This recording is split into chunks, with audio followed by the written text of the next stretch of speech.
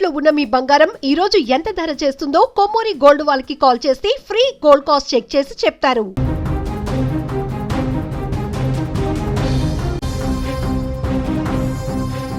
ప్రాణంగా ప్రేమించింది, అతనే తన ప్రపంచం అనుకుంది.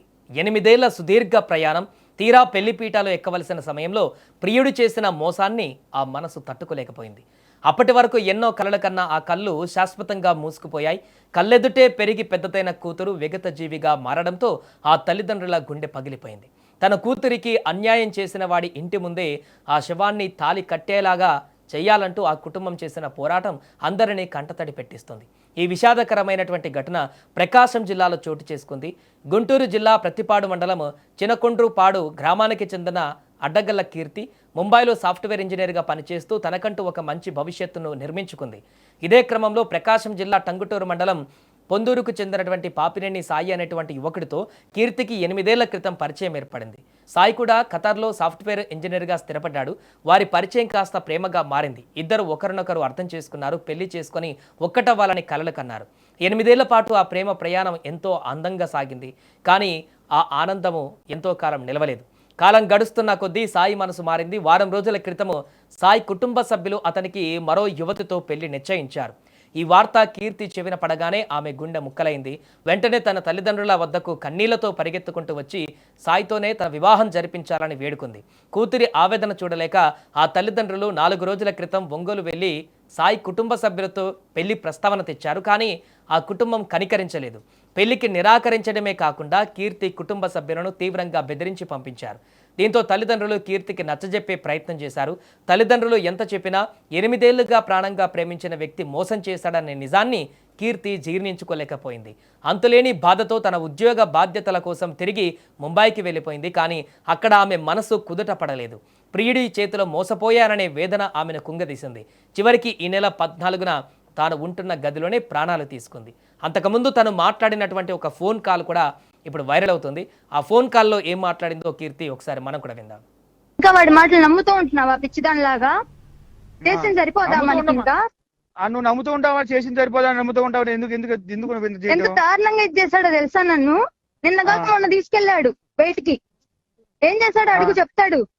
ఏం చేశాడు చెప్పేది ఏంది? నీతో మామూలుగానే సాయి, నువ్వు నా చావుకు కారణం మాత్రం నువ్వు, నీ ఫ్యామిలీయే, సరేనా?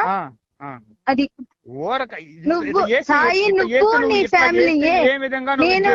చెప్పు. నువ్వు అసలు నాకు ఇంకొద్దు నీ బతుకు. బామ్మో, నువ్వు ఇంత ఏమన్నావు? నువ్వు ఓదార్చడానికి వచ్చావా? అప్పుడప్పుడు మేము బాధపడిద్ది కదా. చెప్పేది అప్పుడప్పుడు మేము బాధపడిద్ది కదా. మీ అన్నోళ్ళు వెళ్తారు కదా ఓదార్చడానికి. అలానే ఓదార్చొస్తారా నీలాగా?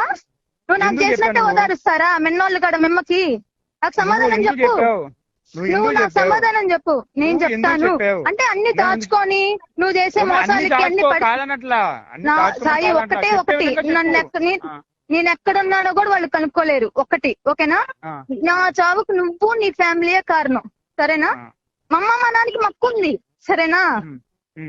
నీ ఫ్యామిలీ కుక్క బతుకు దారుణంగా తెస్తారు చూడు నన్ను మోసం చేసినందుకు. ఇంకా వాడి లక్షల జీతం, చేతిలో మంచి కెరీర్ అన్నిటిని వదిలేసి ప్రేమ కోసం తన నిండు ప్రాణాలను బలి తీసుకుంది ఇప్పుడు ఆ కీర్తి. ఇక ముంబైలో కేసు నమోదు చేసినటువంటి పోలీసులు కీర్తి మృతదేహాన్ని కుటుంబ సభ్యులకు అప్పగించారు. గురువారం కీర్తి మృతదేహాన్ని తీసుకొని ఆమె కుటుంబ సభ్యులు నేరుగా సాయి స్వగ్రామం పొందూరుకు చేరుకున్నారు. సాయి ఇంటి వరండాలోనే కూతురి శవాన్ని ఉంచి కన్నీరు మున్నీరుగా విలపించారు. నా కూతురి ప్రాణం తీసిన వాడిని కఠినంగా శిక్షించాలి. సాయి చేత నా కూతురి మృతదేహం పైన మెడలో తాళి కట్టించాలి. అతని కుటుంబ సభ్యుల దగ్గరుండి అంత్యక్రియలను నిర్వహించాలి అంటూ పట్టుబట్టారు. కానీ ఆ సమయంలో సాయి కుటుంబం ఇంట్లో లేదు. విషయం తెలుసుకున్న సాయి ఇప్పటికే ఖతార్కు వెళ్ళిపోయారని, పారిపోయాడని బాధితులు కూడా ఆరోపిస్తున్నారు. చివరకు పోలీసులు జోక్యం చేసుకుని సర్ది చెప్పడంతో సాయి బంధువులు ఒకరు ముందుకు వచ్చి ఆ మృతదేహానికి అంత్యక్రియలు కూడా పూర్తి చేశారు. ప్రేమించిన వ్యక్తి మోసం చేశాడని ప్రాణాలు తీసుకోవడం ఎంతవరకు సమంజసం? యువతీ యువకులకు ఇది ఒక కఠినమైనటువంటి గుణపాఠం. ఎవరైనా మిమ్మల్ని వదిలేసి వెళితే అక్కడితో జీవితం ముగిసిపోదు. మీకోసం తమ ప్రాణాలను పరంగా పెట్టి పెంచినటువంటి తల్లిదండ్రులు మీ వెనకే ఉన్నారు. ప్రేమ విఫలమైతే బాధను దిగమింగుకొని జీవితంలో ఉన్నత స్థాయికి ఎదిగి చూపించాలి. కానీ ఇలా ఉరితాడుకు వేలాడకూడదు. కీర్తి తీసుకున్న ఈ ఒక్క నిర్ణయం వల్ల ఇప్పుడు ఆమె తల్లిదండ్రుల జీవితం కూడా శూన్యమైపోయింది. మోసం చేసిన వాడు విదేశాల్లో తలదాచుకుంటే కన్నవారు మాత్రం రోడ్డు మీద కూతురి శవం కోసం కన్నీరు పెడుతున్నారు. ప్రేమకు జీవితంలో స్థానం ఇవ్వండి, కానీ ప్రేమే జీవితం అనుకోకండి. కీర్తిలా మరో అమ్మాయికి జరగకూడదని కూడా మనం కోరుకుందాం. బీటెక్లో నుంచి ప్రేమించుకుంటున్నారని మాకైతే మన 4 సంవత్సరాల క్రితం తెలిసింది. పెద్దమ్మాయి పెళ్ళి 2 ఏళ్ళు అవుతుంది. అమ్మా ఇట్లా నేను మా అక్క చేత ఫోన్ చేపించింది మా వారికి. ఇట్లా ఒక అబ్బాయిని ప్రేమించిందంట అయ్యా, అబ్బాయి పెళ్లి చేసుకుంటానంటున్నాడు, ఇంట్లో వాళ్ళు ఫోర్స్ చేస్తున్నారంట అంటే నా పరిస్థితి ఇది వదిన అంటే ఆ అబ్బాయికి ఈ అమ్మాయి ముందుగానే చెప్పిందంట, మా చెల్లెల పరిస్థితి అయ్యా, పెళ్లి చేసింది, ఇల్లు కొనుక్కుంది, ఇల్లు బాగు చేసుకుని కూతురికి పెళ్లి చేసింది, వాళ్ళ దగ్గర డబ్బులు అయితే లేవంటే నాకు పెళ్లి చేసి పంపిండండి, నాకేమొద్దు అని చెప్పాడండి. సరేనండి అని చెప్పి అంటే రంగా ఇట్లా అంటున్నారయ్యా, మరి ఏంటంటే సరే అబ్బాయికి నా నెంబర్ ఇవ్వు మాట్లాడతాడని ఇచ్చింది మా అక్క. మా వారి అబ్బాయికి ఇస్తే అబ్బాయి ఫోన్ చేశాడు. ఫోన్ చేస్తే అబ్బాయితో చెప్పాడు, సాయి నీ పేరేందో నాకు తెలియదు అయ్యా, ఏ ఊరు ఏంది అని అడిగితే ఈ ఊరని కూడా మేము అడగలేదు, అసలు మామూలుగా మాట్లాడుకున్నాము, నేను పెళ్ళి అయితే చేస్తానయ్యా, కాకపోతే నా పరిస్థితి నాకు జనం డబ్బులు ఎగ్గొట్టారు, నా దగ్గర అయితే ఉండదంతా లేదు, పెళ్లి చేయాలంటే కొద్దిగానే కావాలి కదా, కొంచెం టైం ఇవ్వండి, నాకు టైం ఇస్తే నేను పెళ్లి చేస్తా అంటే మా అమ్మోళ్ళు ఒప్పుకోవట్లేదండి, ఫోర్స్ చేస్తున్నారంటే సరే మీ అమ్మ నెంబర్ నేను ఇవ్వు, మీ అమ్మాయి దగ్గరికి నేను వెళ్తా, మా వాళ్ళని తీసుకొని మాట్లాడుకుంటా అన్నాడు. అంటే నెంబర్ ఇవ్వలేదండి మాకు. నెంబర్ ఇవ్వకుండా 3 నెలల నాడు అమ్మాయితో చెప్పాడంటే మా వాళ్ళు పసుపు కుంకుమ పెట్టడానికి పోతున్నారమ్మా, మీ వాళ్ళని అడుగు అన్నాడంట. మాకు చెప్పింది, మాకు చెబితే అట్టట్ట పెట్టుకుంటారమ్మా, నువ్వు మరి వాళ్ళ అమ్మకు తెలుసు అంటుంది, వాళ్ళ అమ్మ కూడా వస్తానంది మన ఊరు అని చెప్పి అంటారు. అంటే ఏమోనమ్మా ఈ అబ్బాయి చూడమన్నాడంట, వాళ్ళు వెళ్ళి పసుపు పెడుతున్నారని అంటే ఈ అమ్మాయి వాళ్ళ అమ్మకు ఫోన్ చేసింది. మా అమ్మాయి ఫోన్ చేసింది ధైర్యంతోనే. ఫోన్ చేస్తే ఏందండి అంటే ఎవరు నువ్వు అందంట.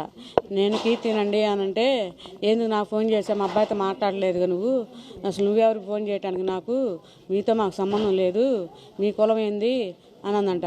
కులాలు మీ కులం కన్నా మా కులం పెద్దనండి, అంత దూరం తీసుకురాబాకండి, నేను ఎన్నాళ్ళ నుంచి ప్రేమిస్తుంది మీకు తెలుసు, ఇంత అన్యాయం చేయకూడదని. ఆ అమ్మాయి ఇంకా ఏదో అంది, మనకైతే